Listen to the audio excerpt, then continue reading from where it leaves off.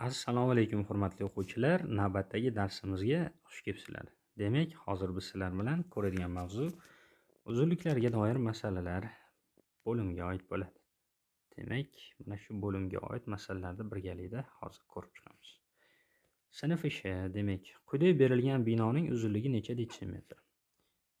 Uzunliklar bo'yicha ba'zi bir eslatmalarni qilib o'tishim zarur deb o'ylayman. Masalan, 1 kilometr degan masofa necha metrga teng bu? 1000 metrga. Yaxshi. 1 metr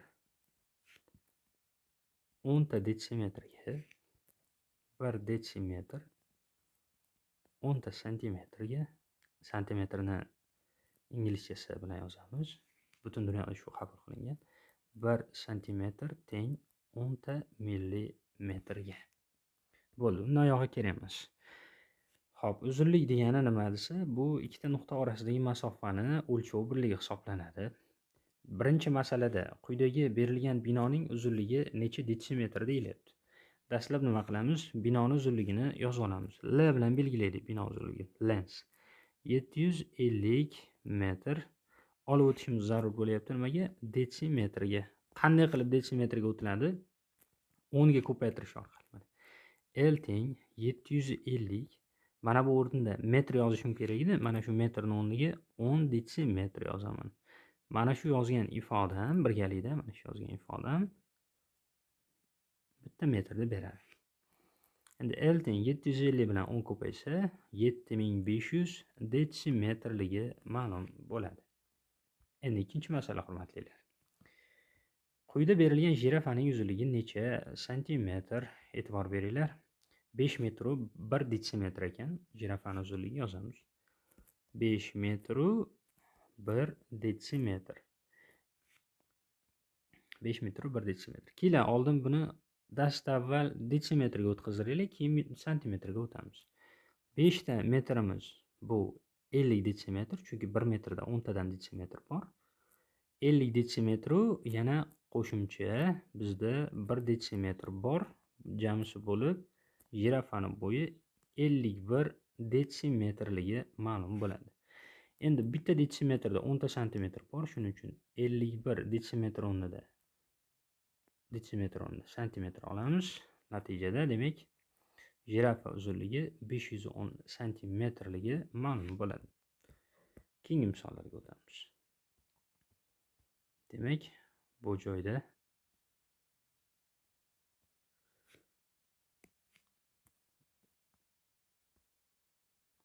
quyidagi rasmda Toshkent shahridan ba'zi shaharlargacha bo'lgan masofalar ko'rsatilgan. Rasmga asoslanib 3 dan 8 gacha bo'lgan mashqlarni bajaring. Hop, demak, birinchida aytayaptiki, Gulistongacha 115 ming metr ekan. Navoiygacha 840 kilometr, Andijongacha 3 million 600 detsimetr ekan, Farg'onagacha 310 kilometr, Qarshigacha 430 kilometr 500 metr ekan, Buxorogacha 580 kilometr 400 metr. Ana endi mana shularga oid bo'lgan masalalar ko'ramiz. Toshkentdan Buxorogacha masofa necha metr? Buxorogacha bo'lgan. Buxoroni topaylik, qayerda? Necha metr deyapti? 580 kilometr yana 400 metr. 580 kilometrni metrga olib o'tamiz. Buning uchun 580 ni 1000 ga ko'paytirishimiz zarur bo'ladi. 580 1000 ga ko'paytirdi degani 1000 da nechta nol bor? 3 ta nol bormi? Mana shu 3 ta nolni 580 ni orqasiga keltirib qo'yamiz. 580 ming metr yana qancha? 400 metr bor edi. Hammasini hisoblaydigan bo'lsak 580 ming 400 metr ekan. Toshkentdan Buxorogacha mana shuncha masofaligi ma'lum bo'ladi. Xo'p, hisob kitoblarni tushundingiz degan umiddaman. Faqat javobini yozamizda, qolganini o'chirib qo'yamiz. 580 ming 400 metr. Endi to'g'ri. Toshkentdan Navoiygacha masofa necha metr? Toshkentdan Navoiygacha 480 kilometrda. Demak, 480 kilometrdan metrga o'tadigan bo'lsak, 1 kilometrda 1000 metr bor-ku. Mana shu yozuvi 1000 metr yozuvi kilometr degan yozuv bilan teng kuchli yozuv. Endi 480 ni 1000 ga ko'paytirish degani mana bu yerda 3 ta 0 bor-ku, mana shu 3 ta 0 ni 480 ni orqasidan yozib qo'yishimiz kerak. O'chiramiz hozircha 480 ni orqasidan 3 ta 0, 1 ta, 2 ta, 3 ta. Mana shuncha metrligi ma'lum bo'ladi. Xo'p, bu masalani ham bir amallab hal qilgan bo'ldik. Endi nihoyat 5-masala. Toshkentdan Qarshigacha bo'lgan masofa necha metr? Qaraydigan bo'lsak, Qarshigacha bo'lgan masofa bu joyda ifodalanyapti. 430 kilometr 500 metr. 430 kilometrimiz demak 430 ming metr bo'ladi, chunki 1000 ga ko'paytiryapmiz. 430 mingga 500 qo'shilsa 430 ming 500 metr bo'ladi. Mana hal qilgan bo'ldik. Toshkentdan Farg'onagacha bo'lgan masofa necha detsimetr? Endi detsimetrlarda ifodalanyapti. Farg'onagacha. Demak, Farg'onagacha 310 kilometrlarda. Mana shuni detsimetrga olib o'tish kerak deb birma qilib. Birinchi navbatda metrga olib o'tib olamiz. Buning uchun kilometrda o'rniga 1000 qo'ysak, ya'ni 3 ta 0 qo'yamiz, metrga o'tdi. Endi detsimetrga o'tkazish uchun eslayman. Bitta metrda nechta detsimetr borligini. 10 tamidi. Mana bu joydagi metr o'rniga 10 detsimetrni keltirib qo'ysam, metr o'rniga 10 ta detsimetr desam, ifoda qanaqa bo'ladi? 31 jami 4 ta 0 va bitta 10 dagi 0 bilan 5 ta 0. Endi hisoblaydigan bo'lsak, 3 million 100 detsimetrga teng bo'lar ekan. Farg'onadan Toshkentgacha bo'lgan masofa. Esimizda olib qoldik. Buni o'chiramiz va to'g'risiga yozib qo'yamiz.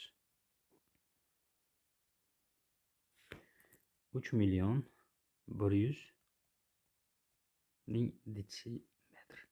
Xo'p, bo'ldi. Endi oxirgi 7-masala. Toshkentdan Gulistongacha bo'lgan masofa necha kilometr? Gulistonni qidirib topamiz. Mana, hurmatlilar, Guliston 115 ming metr ekan. 115 ming metr.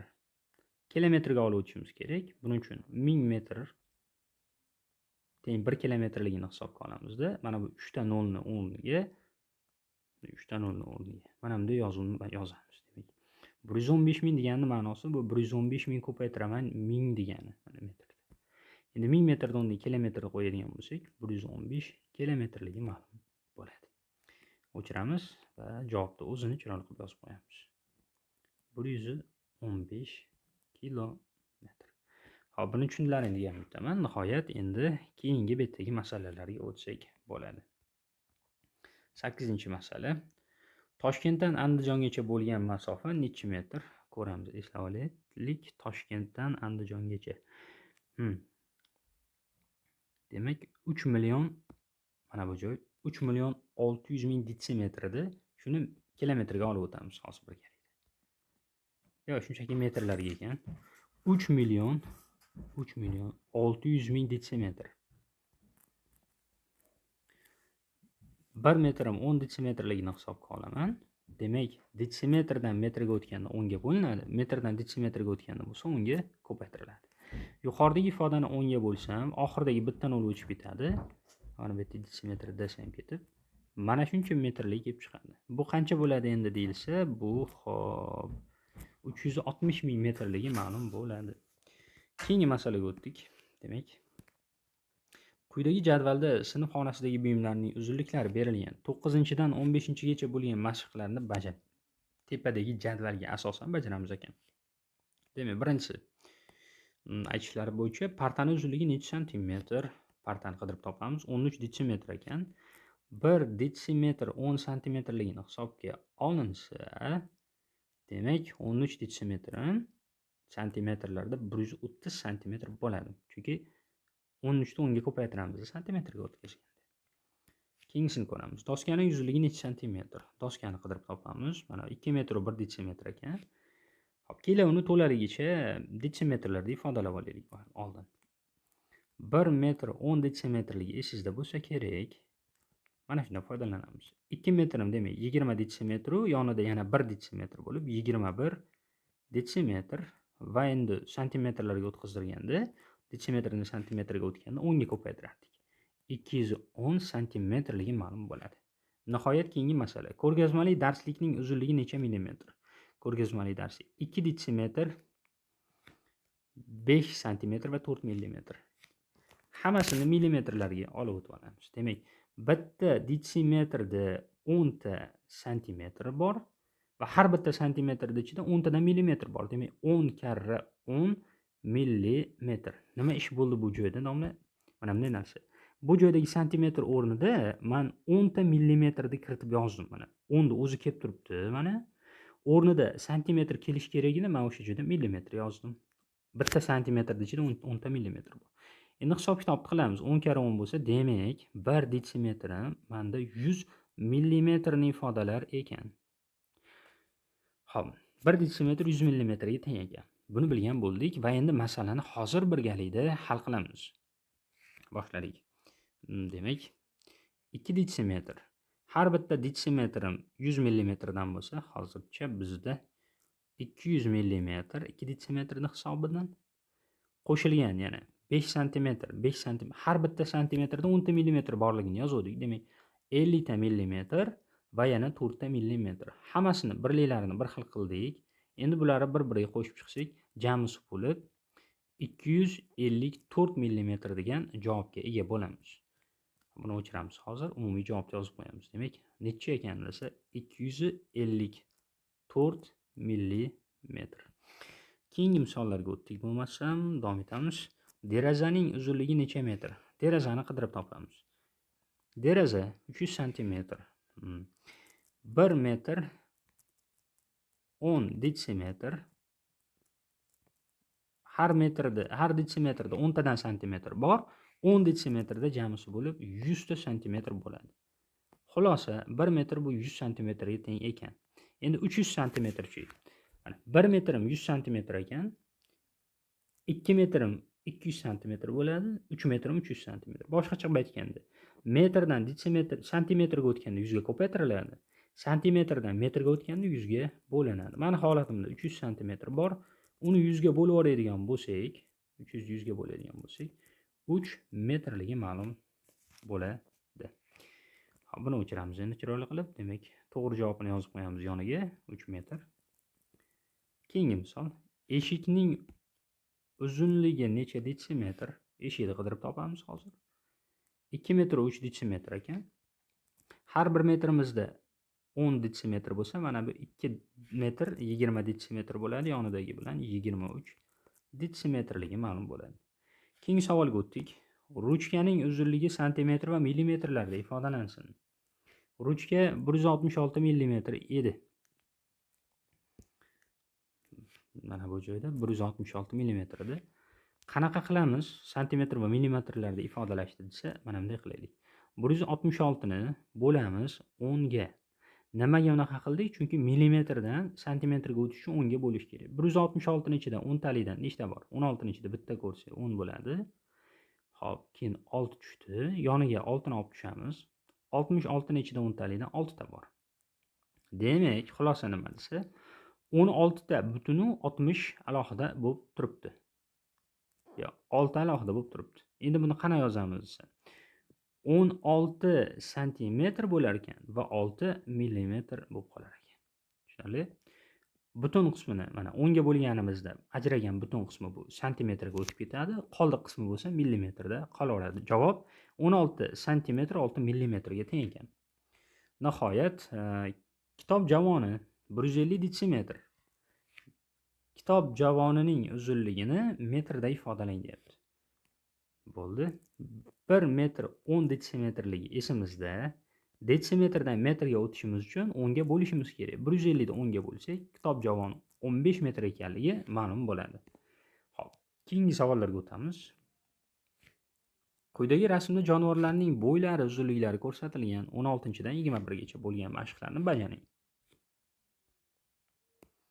Jirafa 5 metr 1 detsimetr, yo'lbars bu 70 95, ayiqda 1 metr 8 detsimetr, quyonda 2 detsimetr 9 santimetr, tulkida 4 detsimetr 5 santimetr. Xo'p, aytayapti. Yo'lbarsning bo'yi sherning bo'yidan necha santimetr qisqa? Demak, yo'lbars bo'yini hozir topamiz. Yo'lbarsning bo'yi 70, sherning bo'yi 95. Birinchisini bajaryapmiz bu tomonda. 95 santimetrdan 95 santimetrdan biz mana bunday yozaylik. Ayirishimiz kerak 70 santimetrni. Birliklari bir xil. Mana uzunlik santimetr bo'lsagina ayiramiz. Bir xil bo'lsagina uzunlikni ayiramiz. Demak, 25 santimetr. Birinchisining javobi 25 ekan. 25 santimetr. Buni tushundingiz degan umiddaman. Keyingisini ko'ramiz. Quyonning bo'yi tulkining bo'yidan necha santimetr qisqa? Ketdi. Qidirib topamiz. Quyonning bo'yi 2 detsimetr 9 santimetr. Tulkining bo'yi 4 detsimetr 5 santimetr. Xo'p, qanaqa qilib hal qilamiz? 2 detsimetr 9 santimetrdan ayirishimiz kerak. Yo, nabarot. 4 detsimetr 5 santimetrdan ayirishimiz kerak. 2 detsimetr va 9 santimetrni. Xo'p, 5 santimetrdan 9 ga ayirib bo'lmaydi. Bir yoqda olib beramiz. Bir yoqda olib berganimizda endi mana bu joy 15 santimetr bo'lib qoladi. 15 dan 9 ga ayirsak 6 santimetr. Mana bu joy 4 detsimetrda bir yoqda olib berganmiz. Ya'ni 1 detsimetrni santimetrga aylantirib yubordik, 10 santimetr bo'lib, bu bilan 15 ni berdi. O'rnida 2 qoldi, 3 qoldi. 3 dan 2 ni ayirsak 1 detsimetr. 1 detsimetr 6 santimetr qisqa ekan. Quyon nimadan? Tulkidan. Hop, tepaga chiqamiz. 1 detsimetr qancha dedik? 6 santimetr. Keyingi masalani ko'ramiz. Jirafaning bo'yi ayiqning bo'yidan necha metr uzun? Bu tomonga o'tamiz. Eslab qoldik, jirafa va ayiq bo'ylari orasidagi farq so'ralyapti. Demak, boshladik. Jirafa uchun 5 metr 1 detsimetr ayru 1 metr 8 detsimetr ketdi. 1 dan 8 da ayirib bo'lmaydi. Bu joyda 5 metrdan 1 metrni detsimetrga olib qo'shib beramiz o'ng tomoniga. 11 detsimetrdan 8 ketsa 3 ta detsimetr. Bitta olib bergandik, 4 qolgan, 4 dan 1 ketsa 3 metr 3 detsimetrligi ma'lum bo'ladi. 3 metr 3 detsimetr yozib qo'yamiz tepaga. Demak, hurmatlilar, ketdi. 3 metr va 3 detsimetr. Har bitta misolda qut bilan ko'ryapmiz, chunki shularga oid bo'lgan uyga vazifalar albatta kitobning davomida bor va u vazifalarni siz bajarishingiz kerak bo'ladi. Ayiq tulkining bo'ylari yig'indisi necha santimetr? Ayiq va tulkining bo'ylari yig'indisi necha santimetr? Xo'p, buni ham bajaramiz hozir birgalikda. Ayiqning bo'yi 1 metr va 8 detsimetr. Tulkining bo'yi-chi? Tulkining bo'yi 4 detsimetr 5 santimetr. Qanaqa bajariladi qo'shish deyilsa, oddiy. Detsimetrga detsimetrni qo'shamiz. Mana bu joyda ayiq uchun santimetrlik qism yo'q, demak 5 santimetr o'zi kelaveradi. Xo'p, detsimetrga detsimetr. 8 ga 4 ni qo'shsak 12 detsimetr, 5 santimetr. Oxirdagi qism kelyapti o'zi shundoq ham. 4 detsimetrga 8 qo'shsak 12 detsimetr, o'shani ikkisini yozib turamiz. 12 ni biri bor-ku, bir yoddagisini. Bag'dagi 1 ga beramiz. Demak, 2 metr, 2 detsimetr va 5 santimetrga teng bo'lar ekan tulki va ayiqni bo'ylari yig'indisi. Tepaga chiqib yozib qo'yamiz. 2 metr, 2 detsimetr va 4 santimetr. 4 midi yo 5 midi? Adashmasam 5 santimetrdi. Xo'p, va nihoyat 20-masala. Yo'lbars quyonning bo'ylari yig'indisi necha santimetr? Yo'lbars va quyonning bo'ylari yig'indisi. Ketdik, qidirib topamiz. Yo'lbars va quyonni bo'ylari yig'indisi. Yo'lbarsda bo'yi 70 santimetr ekan, 70 santimetr va quyonni bo'yi 2 detsimetr 9 santimetr. Xo'p, qanaqasi qulay desak, ikkalasini santimetrga o'tkazib qo'shamiz. Demak, yo'lbarsning bo'yi shundoq ham santimetrda, quyonni bo'yi-chi detsimetr aralashgan. Mana 2 detsimetr bu 20 santimetr. Unga 9 qo'shilsa 29 santimetr. 70-29 ni qo'shsak, natija 99 santimetrligi ma'lum bo'ladi. Xo'p, yaxshi, keyingisiga o'tamiz endi, hurmatlilar. Nihoyat navbat bo'yicha 21-savol. Jirafaning bo'yi quyon va yo'lbarsning bo'ylari yig'indisidan necha santimetrga uzun? Bu tomonga o'tdik. Jang maydonini tozalasam nima deysizlar? Sizlarda tushuncha paydo bo'ldi deb o'ylayman. Shuning uchun mana bu joydagi ba'zi bir joylarda tozalab qo'yishimiz kerak. Udalit qilamiz.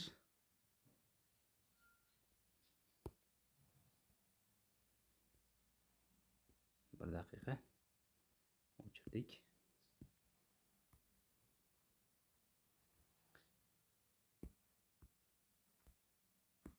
Xo'p. Shart bo'yicha nimani so'rayapti? Esimizdan chiqib qoldi. Qaytamiz. Jirafani bo'yi. Quyon va yo'lbarsning bo'ylari yig'indisidan qanchaga uzun? Jirafani bo'yi bor menda tayyor. Endi topishim kerak bo'lgan asosiy narsa quyon va yo'lbarsning bo'ylari yig'indisini. Yo'lbarsning bo'yi 70 edi, quyonniki 2 detsimetr 9 santimetr. Qo'shganimizda 99 chiqqan edi santimetrda. Endi men 5 metr 1 detsimetrdan ayirishim kerak mana shu 99 santimetrni. Qanaqa qilinsa qulay bo'ladi deb o'ylaysizlar? Yaxshisi santimetrga olib o'tilgani qulay. Mana bu qismni 1 metrimda 100 santimetr bor edi, 5 metrda 500, 1 detsimetr 10 santimetrda, demak 1 detsimetr. 500 10 santimetr bizda bor. 510 santimetrdan 99 santimetr ayrilyapti. Natija 411 santimetrligi ma'lum bo'ladi. Demak, mana shu natijani olgan bo'ldik. Bu tomonga o'tamiz. Yozib qo'yamiz, hurmatlilar. 411 santimetr. Va nihoyat keyingi misollarga sekin-sekin o'tib boryapmiz. 22-masala. Terakning uzunligi 5 yil oldin 4 metr 5 detsimetr edi. U 5 yil ichida 2 metr 8 detsimetrga o'sdi. Uning hozirgi bo'yi necha detsimetr? Yozamiz. Demak, 4 metr 5 detsimetrga qo'shishimiz kerak ekan 2 metr 8 detsimetrni. Xo'p, detsimetrlar bir-biriga qo'shilsa 13 detsimetr. 13 ni 3 ni yozamiz. 10 detsimetrni 1 metrda berar edi. Hisobini qilamiz mana. 4 metrga 2 metr 6, bir yoddigim bilan 7 metr 3 detsimetr. 23 o'tdik. Nodir maktabga birinchi kelganda uni bo'yi 125 santimetr edi. U maktabni bitirguncha 4 detsimetr 7 santimetrga o'sdi. Nodirning bo'yi maktabni bitirayotganida necha santimetr edi? Xo'p, demak qo'shib kerak bo'lgan narsalar 125 santimetrga Nodirning dastlabki bo'yiga keyingi bo'y 4 detsimetr 7 santimetr. Buni birato'la 47 santimetr deb ketsam bo'laveradi. Qo'shib olaman bir-biriga 172 santimetrligi ma'lum bo'ladi. Nihoyat keyingi masalaga o'tdik. Fozilaning bo'yi hozir 1 metr 7 detsimetr 2 santimetr. Uning bo'yi 10 yil oldin 135 santimetr edi. Fozilaning bo'yi shu 10 yil ichida necha santimetrga o'sgan? Ayirishimiz zarur bo'lgan narsalar 1 metr 7 detsimetr va 2 santimetrdan ayirishimiz kerak 135 santimetrda. Ifodani qanaqa ishlata olaman desa, mana bu metr detsimetr santimetrli qismlarni to'liq santimetrga olib o'tamiz. 1 metrda 100 santimetr bor. Demak, 100 santimetr, 7 detsimetrda 70 santimetr bor. Xullas, 172 santimetrdan ayirishimiz zarur ekan 135 santimetrni.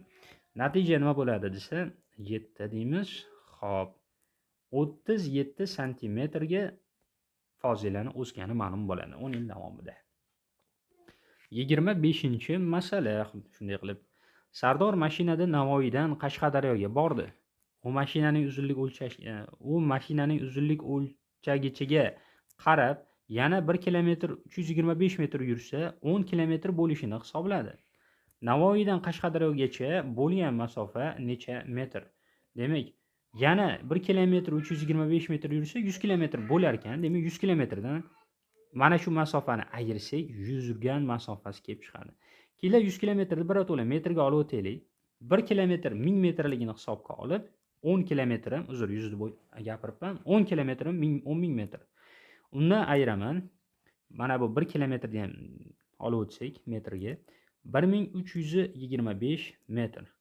Hisob kitobni bajaramiz. 8675 metr.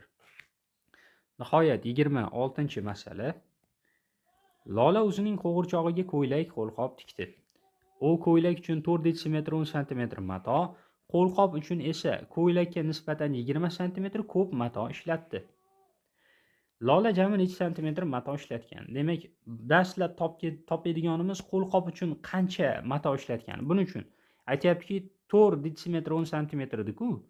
4 detsimetr 10 santimetr. ana o'shanga 20 santimetrni qo'shamiz. 20 santimetrni qo'shamiz.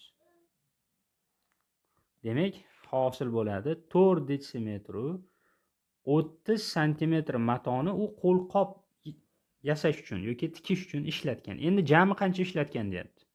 Qanaqa qilib topamiz? Mana shu 4 santimetr 4 detsimetr 30 santimetrga qo'shishimiz kerak. 4 detsimetr 10 santimetr ya'ni. 4 detsimetr 10 santimetr qo'shilgan, ya'ni ko'ylak uchun edi bu. Qo'lqop uchun ishlatilgan 4 detsimetr 30 santimetrni.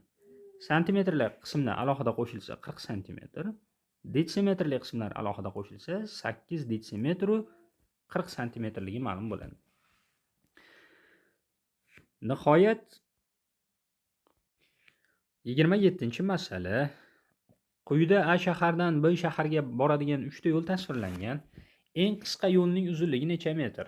Boshladik, demak, yo'llarni eng qisqasini qidirishga boshlaymiz.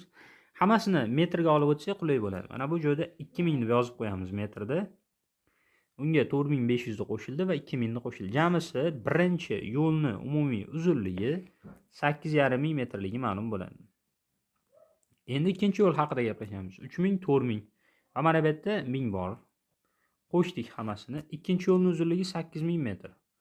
Nihoyat 3-yo'l haqida 2500, 3500 va mana bu joyda 2000 metr bor, bu joyda 1000 metr bor.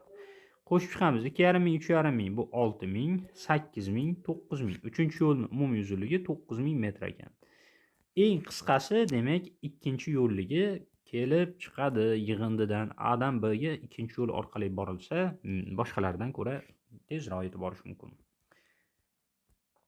Keyingi masala, nihoyat 28-masala. Haqiqiy tosh bosadigan masalalar mana endi kelyapti. Fatima uydan maktabgacha 600 metr, maktabdan kutubxonagacha 82 detsimetr, so'ngra kutubxonadan uygacha 1 kilometr 100 metr masofani bosib o'tdi. Fatima jami qancha masofa o'tdi? Hamma masofalarning birliklari juda qing'ir qiyshiq ekan. Lekin mayli yozib chiqamiz qani. 600 metr qaytga maktabgacha uydan 600 metr. Mana. Keyin maktabga yetib borgandan keyin kutubxonagacha 82 detsimetr. Qo'shaman. So'ngra kutubxonadan uygacha 1 kilometr 100 metr. Ya'ni 1100 metr bosib o'tdi. Fatima jami qancha masofa bosib o'tgan? Metrlarga detsimetrlarga. Demak, 1100 metrga, mana bu joyda 1100 metrga 600 metrni qo'shaman. 1700 metr u, keyin 82 detsimetr deb turaman. Hozircha mayli, lekin endi qarayman. 82 detsimetrni metrga olib o'tadigan bo'lsam, 8 metr 2 detsimetrligini men bilardim.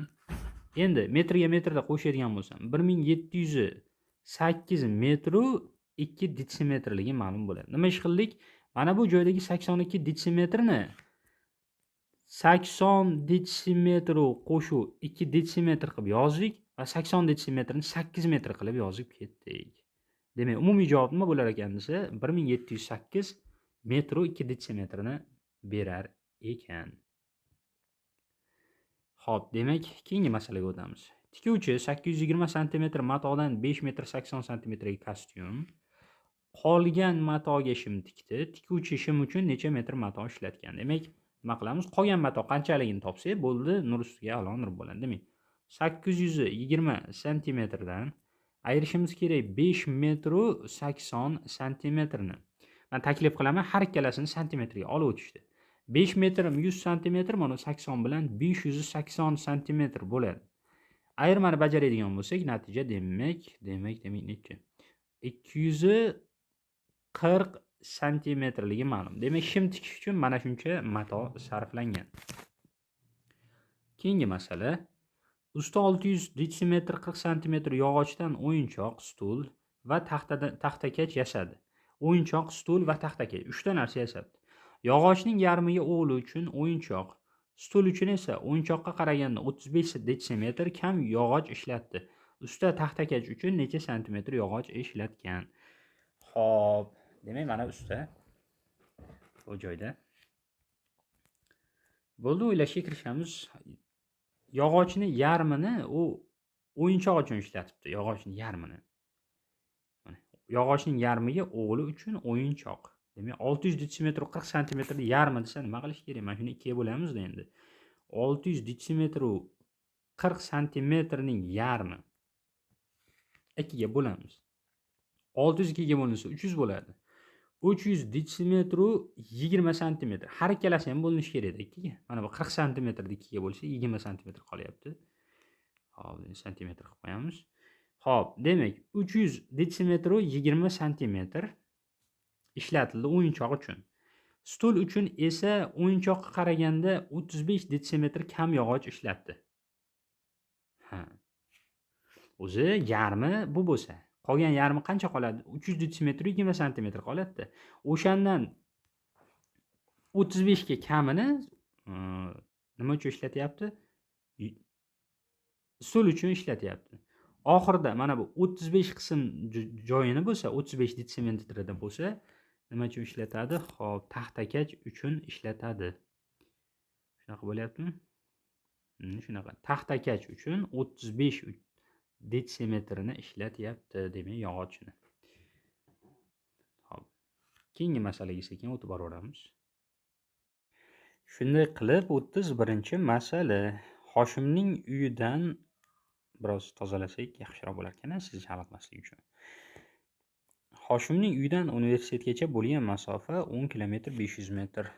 U 6 kilometr 700 metr metroda, 2 kilometr 500 metr masofani avtobusda bosib o'tdi. Universitetga borish uchun yana necha metr piyoda yurish kerak? Kelar, dastlab qancha yurdi? Mashinada, transportda deylik. O'shani topib olamizda. Jami masofadan ayirib tashlaymiz. 6 kilometr va 700 metr. Bu nimada yurilgan masofa? Nima edi? Masofa edi transport yordamida. Ya'ni metroda. Unga qo'shishimiz kerak 2 kilometr 500 metrni. Hozir birgalikda hisoblab ko'ramiz qancha bo'lishini.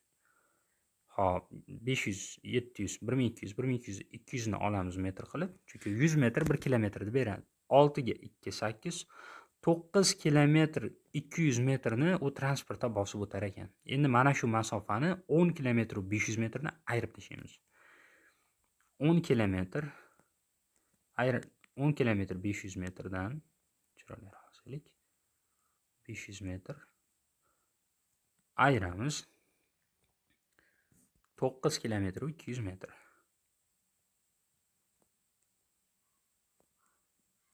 Hop, 500 dan 200 ketsa 300 metr qoladi bu joyda. 10 kilometrdan 9 kilometrga ketsa 1 kilometr 300 metr degan masofaga kelib chiqadi. Demak, Hoshim yurishi zarur bo'lgan masofa 1 kilometr 300 metrni tashkil etar ekan. U mana shuncha masofani piyoda bosib o'tishi zarur bo'lar ekan. Yozib qo'yamiz tepaga. 1 kilometr qancha edi?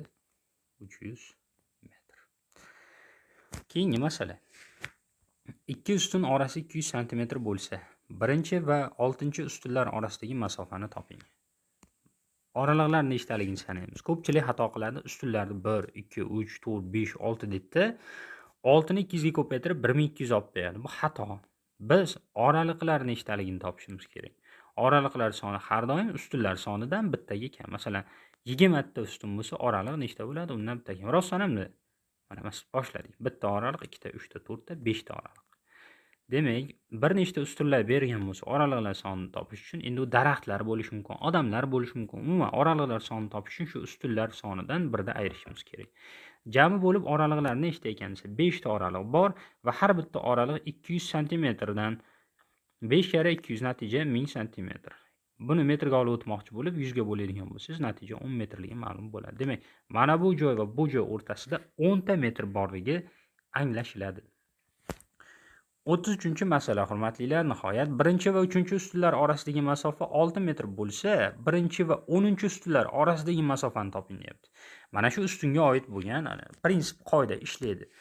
Birinchi va 3-ustun orasida nechta oraliq bor? 3 dan, mana 3-dan birda 2 ta oraliq bor. Mana shu 2 ta oraliq 6 metr ekan. 2 ta oraligingiz 6 metrdan bo'lsa, bitta oralig'i topish uchun 6 ni 2 ga bo'lasiz, natija har bitta ustun orasi 3 metrdanligi mana ma'lum bo'ldi. Endi aytayaptiki, birinchi va 10-ustun. Birinchidan 10-gacha nechta oraliq borligini topish uchun, demak, 10 dan birda ayiramiz. 9 ta oraliq bor va har bitta oralig'ingiz 9 ta oraliq bor va har bitta oraliq 3 metrdan bo'lsa 27 metrligi ma'lum bo'ladi. Buni tushundingiz degan umiddaman. Tushunmagan bo'lsangiz albatta takroran ko'rishingiz zarur bo'ladi bu videoni. Shilqur daraxtga kunduz kuni 4 metr yuqoriga ko'tariladi, kech payti esa 3 metr pastga tushadi. Shilqurt uzunligi 10 metr bo'lgan daraxtga necha kunda chiqadi? Shunday 10 kunda deb olish xato. Masalan, ko'pchilik o'ylaydi 4 dan 3 ni ayiramiz 1 metr bo'ladi. Demak, har kuni u 1 metrdan yuqorilaydiganda deydi. Lekin shunaqa o'ylasa 10 metr chiqadi. Lekin aslida unaqa emas. Aslida unaqa emas. Ozroq fikrlaydigan joylari bor. Hozir buni birgalikda ko'ramiz. Xo'p. Kunduz kuni 4 metr yuqoriga ko'tariladi. Agar u birinchi kuni 4 metr yuqoriga chiqdi, kechki payt 3 metr pastga tushdi. Kechagi kunga nisbatan 1 metr yuqorida. Qaysidir kuni, masalan, 6-kuni yakunlanganda u qayerda bo'ladi desa, yerdan 6 metr yuqorida bo'ladi. 7-kuni kunduzi bo'lsa, mana shu 6 metrning ustiga u kunduz 4 metr yuradi, 4 metr qo'shadi va 10-metrga yetib boradi. Endi qaysi tushish shart emas, chunki 10 metrga yetib bo'ldi-da. Jami necha kun ketar ekan desa, jami 7 kun ketar ekan. 1 metrdan 6 kun yursa, 6 metrga boradi. Va endi 7-kuni u yana 4 metr kunduzi chiqish kerak tepaga. 6 ga 4 qo'shilsa 10 bo'ladi. 10 metrli daraxtni eng ustiga, demak, 7 kunda chiqib borgan bo'ladi. Nihoyat 35-masala. Alijonning uyidan shahar markazigacha 3 km 700 metr. Bekzodning uyi esa Alijonnikidan qaraganda 3 marta uzoqroq. Shahar markazigacha Alijonning uyi Bekzodning uyidan necha metr yaqin deyapti. Xo'p, demak, Bekzodning uyini topamiz va uni uzunligidan Alijonning uyining uzunligini ayirib tashlashimiz zarur bo'ladi. Xo'p, qanaqa qilib buni amalga oshiramiz? Dastlab Alijonning uyi 3 km 700 metr edi. Biz uni agar 3 ga ko'paytiradigan bo'lsak, 3 ga ko'paytirsak, bizda Bekzodning uyining uzunligi kelib chiqadi. Xo'p, 3 kilometrni 700 metrni 3 ga ko'paytiramiz. Bu 2100 metr. 2100 metr 100 metrni olib turamiz. Haligi 2000 metrmi 2 kilometr. O'tali 21 bo'lganda 20 ni ikkisini yodda olgandek, 2000 metrdagi 2 ni kilometrga olib o'tib 2000 metrmi 2 kilometr yodga ushab turaman. Endi 3 bilan 3 kilometr ko'paysa 9 kilometr, hali 2 yoddan bilan 11 kilometr 100 metr bo'lar ekan. Bu Bekzodning uyigacha bo'lgan masofa. Endi savol, mana shu Bekzodning uyigacha bo'lgan masofa, ya'ni 11 kilometr 100 metr qancha yaqin Alijonnikidan desa, endi mana shundan ayirib tashlayman Alijonning uyini nimasini, masofasini. Metr deb qo'yaylik. Ayru 3 kilometr 700 metr. Tepani o'chiraylik chiroyli qilib. Xo'p, ayirma qanday bajariladi? Metrdan ayiramiz. Yetmay qolsa kilometrdan olib beramiz. Bizda aynan shunaqa hodisa. Ya'ni 100 metr bu 700 metr yetmaydi. Kilometrdan bitta olib bersak, 1100 metrdan 700 ketsa 400 metr bo'ladi. Ba'da 11 kilometrda bitta olib berdik. 10 qoldi, 10 dan 3 ketsa, demak natija 7 kilometr 400 metr ekan. Ularda uylar orasidagi farq deymiz. 36. Binoning 4-qavati yerdan 12 metr balandlikda bo'lsa, uning 2-qavati yerdan necha metr balandlikda joylashgan? Juda qiziqarli masalalardan bittasi. Shuning uchun diqqat bilan qaraylik. 4-qavat yerdan 12 metr balandlikda. Demak, 4-qavat yerdan 12 metrgacha bo'lsa, pastida nechta qavat bor? Ya'ni har bitta qavatning balandligi nechidan bo'ladi? Mana bu joyda olsak x deymiz, yana bitta x deymiz, yana bitta x. Jamisi bo'lib 1 2 3 4-qavat o'zini ostida 3 ta qavatni bosib turadi. Agar har bitta qavatim nechidanligini topmoqchi bo'lsam, 12 metrni bo'lishim kerak bo'ladi 3 ga. Demak, har bitta qavat uzunligi 4 metrdanligi ma'lum bo'ladi. Nimaga? Demak, chunki tagida 3 ta qavat bor demak. 1 2 3. Har bitta qavat 4 metrdan ekan. Endi mendan so'ragani 2-qavat. 2-qavat o'zini tagida nechta qavatni bosib turibdi? Mana bitta qavat. Demak, 4 metr balandlikda ekan 2-qavat. Hop, ko'pchilik adashib qoladi, siz adashmang. Hozir keyingi masalani ko'ramiz, undan ham qiziqroq deb umid qilamiz. Binoning 1 va 3-qavatlari orasidagi masofa 3 va 13-qavatlari orasidagi masofadan necha marta kichik? Hop. Tayyor qilib bizga chizma beribdi. 1 va 3-qavatlar orasidagi masofa. ikkita qavatni bosib turadi, mana 3-qavat. Yo, adashyapmanmi? Binoning 1 va 3-qavatlari orasidagi birinchi qavati bu deymiz, mana bu yerda boshlanyapti. 3-qavati bu. O'rtasida qancha nima bor? Joy bor. Ikkita. Ikkita bino balandligi bor. Bino demaylik, ikkita xona balandligi bor. Xo'p, har bitta xona balandligini masalan A dan desak, 1 dan 3 gacha 2A. Endi aytayaptiki, 1 va 3-qavatlar orasidagi masofa, 3 va 13-qavatlar orasidagi. Endi 3-qavatdan 13-qavatgacha nechta nima bor? Oraliq bor. 13-qavatning ostida 12 ta qavat bor, 3-qavatning ostida 2 ta qavat bor. Ikkovini ayirib tashlasak, demak, jamisi bo'lib 3-qavatdan 13-qavatgacha, demak, nechta qavat bo'lyapti? 10 ta qavat bo'lyaptimi? Sanab chiqaylikchi. 1 2 3 4 5 6 7 8. 8. Hozir ko'ramiz. Aytmoqchi. Ayirishni bopladik-ku. 3-qavatning tepasida 1 2 3 4 5 6 7 8. 8 ta qavat bo'lyapti. Nechinchidan? 3-dan 8-gacha. Sanam shunaqami? Oraliqlar sanab qo'ydik xolosmi? Yana bir ko'ramiz hozir, hurmatlilar. Ayruvda xatolik bo'lmadimi, ko'ramiz. Mana, demak, 1 ta, 2 ta, 3 ta, 4 ta, 5 ta, 6 ta, 7 ta va 8 ta. 3 dan 13-qavatgacha jamisi bo'lib 8 ta qavat bo'lyapti. 1 dan 2gacha-chi, 1 ta va 2 ta. Endi 3 dan 13gacha bo'lgani 8 ta A deymiz. 1 dan 3gacha bo'lganda 2 ta A deymiz. Endi bizdan so'ragani nimasi edi? Ularda o'zaro nisbat edi. 8A deymiz bu joyda bo'lingan 2 ta A. Hop, yuqorida ozgina fikrlashda ozroq kamchiliklarga yo'l qo'ygan ekanmiz. Mana surat bilan ko'rganimizda hammasi ayon bo'ldi. 8 tani 2 taga bo'lsak, alar haqida umuman unutib olsak ham bo'laveradi. 8 2 ga bo'lamiz, natija 4 marta demak balandroqligi kelib chiqadi. 38-masala, hurmatlilar. Yo'l ta'mirlovchi birinchi kuni 2 km 350 metr yo'lni, ikkinchi kuni esa birinchi kundagidan 1 km 8 metr ko'p, uchinchi kuni esa birinchi kundagiga qaraganda 2 marta uzun yo'lni ta'mirlashdi. Shu 3 kunda jami necha metr yo'l ta'mirlandi? Hammasini bir-biriga qo'shib qo'ysak, nur ustiga a'lo nur bo'ladi. Dastlab demak 2 km 2 kilometr 350 metr. Ikkinchi kuni esa birinchidan 1 km 850 metr ko'p. Demak, 1 km 850 metr bu ikkinchi kuni bo'ldi.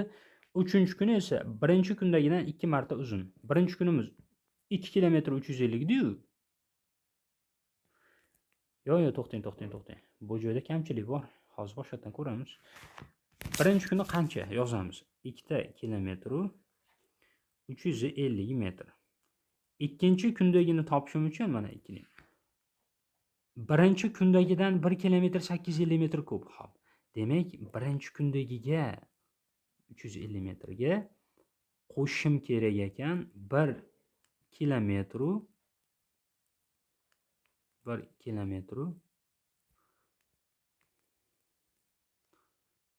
850 metrni qo'shib chiqamiz. Metrlar tushdi 0 5 5. Demak, 0 bir yoqda 2 1200 bo'lib ketyapti metrlik qismlar. 1200 da 200 ni yozdim. 1 km 1000 metr, ya'ni 1 kilometrni bu tomonga olib o'tib yozib qo'yaman. 4 km 200 metr bo'ldi. Ikkinchi kuni mana shuncha yotqizilgan. Endi uchinchi kuni birinchidagidan 2 marta ko'p, ya'ni 2 km 350 ni 2 ga ko'paytiramiz. 350 metrni 2 ga ko'paytirsak 700 metr bo'ladi. 2 kilometrda 2 ga ko'paytirsak 4 kilometr. Endi hammasini bir-biriga nima qilishimiz kerak? Qo'shib chiqishimiz zarur bo'ladi. Xo'p, erinmasdan o'sha ishni qilib chiqamiz hozir. Demak, bu 3-edi. Ikkinchini ham yoniga yozsak 4 kilometr 200 metr. Metrlarni hammasini birma-bir qo'shdik. 200 ga 700 900, 900 ga 350 1250. 1250 metrni 250 metr alohida va 1000 metr 1 kilometrga aylanib alohida turibdi. Shu 1 kilometrni 2 ga qo'shdik. 3 7 11 kilometr 250 metr asfalt yotqizilgani ma'lum bo'ladi. Xo'p, hurmatlilar, adashmasam shu bilan keyingi betga o'tsak bo'laverar ekan. 39-masala. Fathulla arqonni 5 ta teng qismga ajratdi. Fathulla arqonni 5 ta qismga ajratdi. Uzr, teng emas, shunchaki 5 ta qismga ajratgan. U har bir qismni avvalgisidan 2 metr uzun qilib qirqdi. U oxirgi qismni o'lchaganida 15 metr edi. Arqonning birinchi qismi uzunligi necha metr qirqilgan? Xo'p, aytayaptiki, u har bir qismni avvalgisidan 2 metrga uzun qilib qirqdi.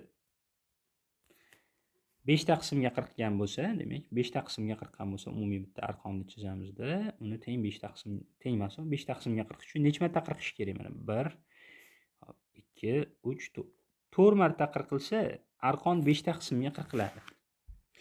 Va aytayaptiki, u har bir qismni avvalgisidan 2 metrga uzun qilib qirqdi. Demak, mana bunday qilamiz. 4 marta qirqishga to'g'ri kelar ekan. Birinchi qirqqanimizda x bo'lgan bo'lsa, keyingi qirqqanimizda x plus 2 bo'lgan, haligi arqonning o'zining uzunligi. Undan keyingisi bo'lsa x qo'shib 4 bo'lgan. Bu 3-marta qirq va oxirgisi x qo'shilgan 6 bo'lgan. Xo'p, arqonning birinchi qismi uzunligi necha metr qirqilgan? Demak, x plus 6 mizni shunda birinchi qism x bo'ldi, keyingisi x plus 2, keyingisi x plus 4, x plus 6, oxirgisi 4 marta qirqdik. Shunda arqon 5 ta qismga ajraladimi? Yo'q. Hozircha 4 ta qismga ajraldi. Endi yana bir marta qirqadigan bo'lsak, x qo'shilgan 8. Oxirgi qismni o'lchaganida 15 metr edi. Ya'ni eng uzuni bo'ladimi endi shunda? Eng uzuni 15 metr ekan. Ya'ni x plus 8 ham 15 metr edi. Arqonning birinchi qismi uzunligi qanaqa? Oxirgi qismim x plus 8 ham 15 metr ekan. X plus 8 teng 15 deymanda. Endi boshidagi qism qancha desa, x teng 15 ayrilgan 8. Natija nima bo'ladi endi? 15 dan 8 ayramizda, hurmatlilar, 7 metr. Birinchi qism uzunligi 7 metr bo'lgani ma'lum bo'ladi. Necha marta qirqildi desa, 4 marta qirqildi. 5 marta qirqildi va natijada 4 marta qirqildi, natijada arqon 5 ta qismga bo'lindi. Birinchi qismda deymiz x deymiz, birinchi qirqilgandagi, ikkinchi qirqilganda x plus 2, uchinchi qirqilganda x plus 4, to'rtinchi qirqilib olingan x plus 6, qirqilmasa ham qo'limizda qoladiganini bor-ku, bo'lagi o'sha x plus 8 bo'lyapti. Chunki 5-bo'lakda 40 shart emas. O'zi shundoq ham qolganlardan ajralib turibdi. Xo'p, buni tushunlaring degan umiddaman. Joyni bo'shatish uchun o'chirib tashlaymiz. 40-masala. Alijonning bo'yi Valijonning bo'yidan 4 cm uzun. Valijonning bo'yi Sanjarning bo'yidan 2 marta kichik. Sanjarning bo'yi 180 cm, Ikromjon Alijondan 5 cm kichik bo'lsa, Ikromjonning bo'yi necha cm? O'qish ko'nikmasi bu joyda yaxshi bo'lishi kerak. O'qib tushunish ko'nikmasi. Bo'lmasam ahvolimiz jo'q, qiyin bo'lib ketadi. Xo'p, demak, Sanjarning bo'yi 180 cm. Endi Sanjar bilan bog'liq nima bor bu yerda? Valining bo'yi Sanjarning bo'yidan 2 marta kichik. Sanjarning bo'yi 180ligini bilgan holatda Valining bo'yi 190 cm-ligini topib olamiz. Endi Vali bilan Alining bo'yi haqida. Alijonning bo'yi Valijonning bo'yidan 4 cm qisqa. Valining bo'yi 90ligini bilamiz-ku. Demak, Alining bo'yini topish uchun undan 4 ni qo'shamiz ekan. Uzun, qisqa emas, uzun ekan aytmoqchi. 90 ga 4 ni qo'shsak, 94 cm. Bu Alijonning bo'yi. Ikromjon Alijondan 5 cm kichik bo'lsa, Alijonning bo'yini topdik-ku, 94ligini. Ikromjon bo'lsa 5 ga qisqa, demak 94 cm dan 5 cm ni ayiramiz. Natija 89 cm. Topganimiz bu Ikromjonning bo'yi qanchalik kelib chiqdi. Va nihoyat oxirgi masalamiz 41-masala, birgalikda ko'ramiz. 3-vertolyot necha metr balandlikda? Marhamat, ishlashni boshlaymiz. Birinchi vertolyot yerdan 64 metr balandlikda ekan, ikkinchi vertolyot esa, mana bu birinchi edi. Ikkinchi vertolyot esa birinchidan 26 metr pastda. Demak, 64 metrdan 26 metr ayrilsa, 38 chiqadimi? 38 metr. Demak, ikkinchi vertolyot 38 metr balandlikda. Uchinchisi esa bundan 27 metr balandlikda. 38 metrga 27 metrni qo'shib yuboramiz. Natijada 65 metrlik kelib chiqadi. Demak, 3-vertolyot balandligi 65 metr ekan, hurmatlilar. Shu bilan demak darslarimiz o'z nihoyasiga yetdi. Uy ishlarini to'liq bajarasiz va testlarni bajarasiz. Hop, hammaga rahmat.